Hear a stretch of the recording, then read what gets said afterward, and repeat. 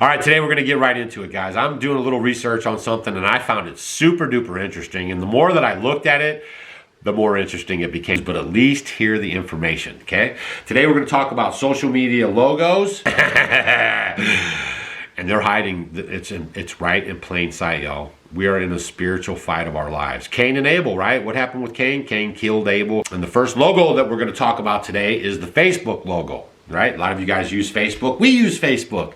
Never put this one together. See that logo right there? That's the Tubal-Cain logo from the Freemasons. Now, doesn't that look a lot like the Facebook logo? Tubal-Cain, among the figures adopted from the Bible for Freemasonry, is Tubal-Cain from Genesis 4:22. Known as the first blacksmith, Tubal-Cain is a descendant of Adam and Eve and the son of Lamech and Zillah. While it is not known when Tubal-Cain emerged in the ritual of speculative masonry, a famous Masonic author and historian, Albert Mackey, referred to him in his book, A Lexicon of Freemasonry, as the first to work in iron and brass. Tubal-Cain is the Vulcan of the pagans and is thought to have been closely connected with ancient Freemasonry. Okay, and there's a whole little article here that goes on about the third degree and the Tubal-Cain. Tubal-Cain mastered working with metals and forging tools and was the first instructor of workers in those metals, affording him a place of honor and respect in Freemasonry as a forefather of all master craftsmen. Okay? I found that very interesting, and while I was stumbling along with the masonry stuff, I found that there's an odd connection between the Freemasons, right, and Judaism. Did you ever know this? I had no idea. I thought everything was separate. I thought Judaism, Freemasons are over here doing their thing. Everybody had their own little cliques and doing their thing. Man, history is so exciting. Freemasonry today has many facets, and there are many layers of the esoteric and exoteric knowledge that are not always Christian. Over the centuries, Freemasons have added and integrated other traditions and intermingled them with biblical accounts of the Temple of Jerusalem, King Solomon, and biblical figures. In the latter days of the 18th century, a narrative emerged in Catholic Italy and France, and which claimed that Jews and Freemasons had joined forces to overthrow the established order of the throne and altar, which maybe in today's terms would be a government. In 1791, the Jesuit priest Augustin Burel fled revolutionary France and with other conservatives in Britain came to the conclusion that a large conspiracy to establish a sort of anti-monarchic and anti-Catholic political system in Europe had been designed by the Jews and the Freemasons. This fantasy of Jewish Masonic conspiracy would flourish during the 19th century and would be at the heart of the Vichy states ideology in the early 1940s, leading to persecutions during the war. This picture that I'm showing you is a picture of an Aryan, they say, that's escaping the chains of the Jew and the Freemason that held him captive. So there we have that first part there, the Tubal-Cain. It looks just like the Facebook logo. So that's the Google Play Store logo that I'm showing you guys right now. And it also looks just like the seal of Satan. So let's go check out, what is the seal of Satan? It's called a sigil, S-I-G-I-L. First things first, let's give some vital information to the ones who are uninformed about the ways of the magic and the occult. The sigil is a sign symbol used in ritual magic. Sigils are mostly associated with entities like jinns, demons, and angels. They are considered to be signatures and symbolic representations of these entities and are used to call them forth. That's very interesting. Are you guys finding this interesting? Hit the thumbs up if you're finding this interesting so far. So you can clearly see that that logo looks like the Google Play logo, right? You can see it right there. Next one is the Divine King sign, okay, 666. A lot of you guys have seen the Divine King sign. First off, it looks just like the Google Chrome logo. Do you guys think this is a coincidence, honestly, that it looks just like the Google Chrome logo? Okay, 666. Now you'll see a lot of this stuff with this. Okay, that's what this is. And when you see the actors and stuff doing stuff like this, that's what, you know, that's what it is, right? They're showing you this sign. Okay, now this sign is in the occult. So for the illuminated ones in their philosophy, the 666 sign becomes a symbol indicating approval of the Divine King. Okay, they're coming Lord of Light, not that Lord of Light. whom we as Christians know as the Antichrist. First up, Benjamin Netanyahu throwing that sign.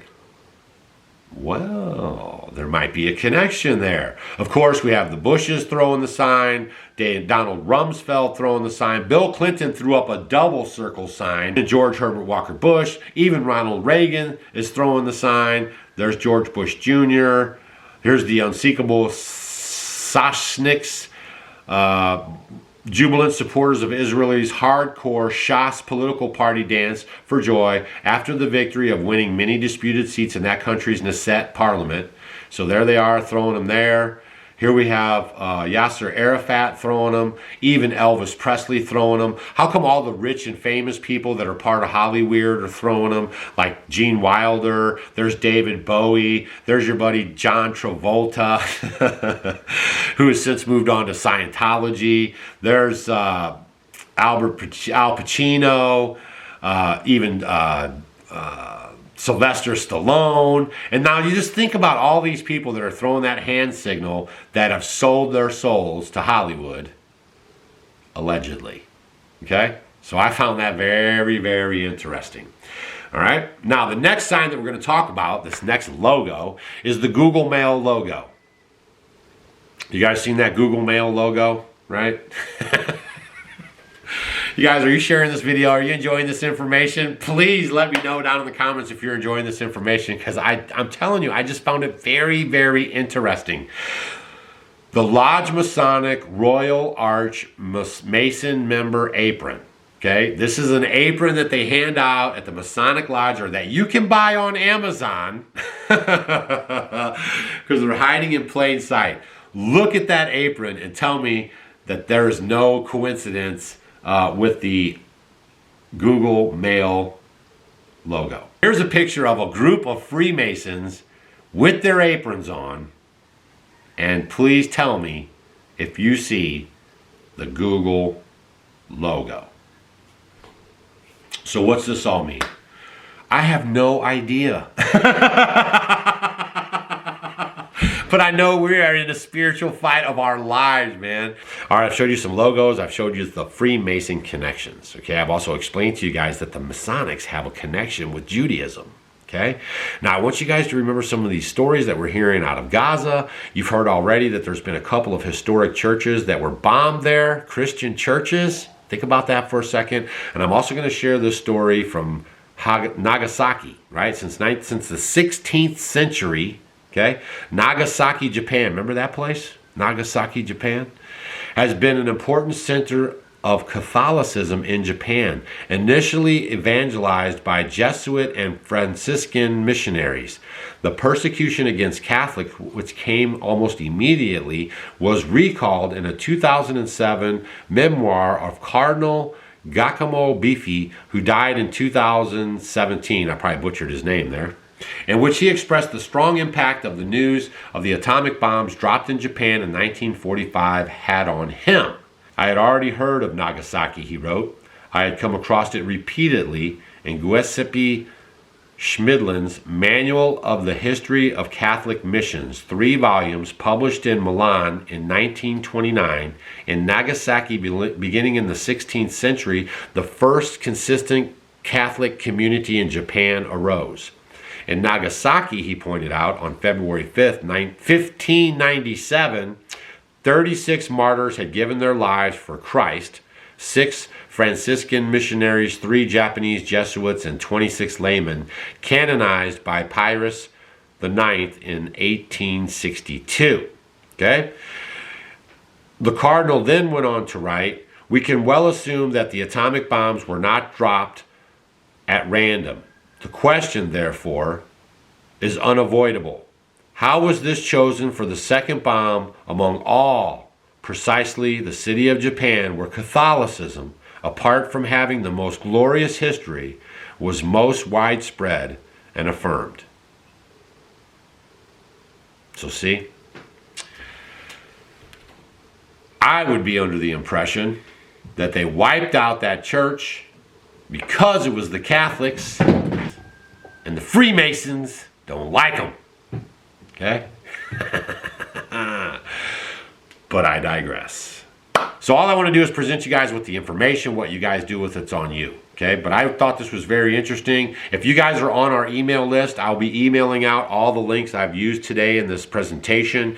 If you go to offgridwithdougandstacy.com, you have to fill out the box that pops up, and we ask for your email and your first name. That's it. Maybe your phone number, but that's it. It's our stuff that we hold on to, your information, secure with us, and that's our direct line to you. So no matter what happens with the social media stuff, we'll be able to contact you. But if you want to get on our email list so you can have all these links and you can read these documents for yourself, make sure you're on that email list, and I'll get that out sometime this weekend. Okay? offgridwithdougandstacy.com, and just fill out the box to be on the email list, and I'll give you all my links for all this information that I found very, very interesting. All right? So we'll see you guys on the next video. Remember, we are in some spiritual warfare here. It's just very interesting. Okay? Now, we'll see you guys on the next video. Make sure you're subscribed, because they're unsubscribing people from our channel left and right. And make sure you share this video if you found it was interesting.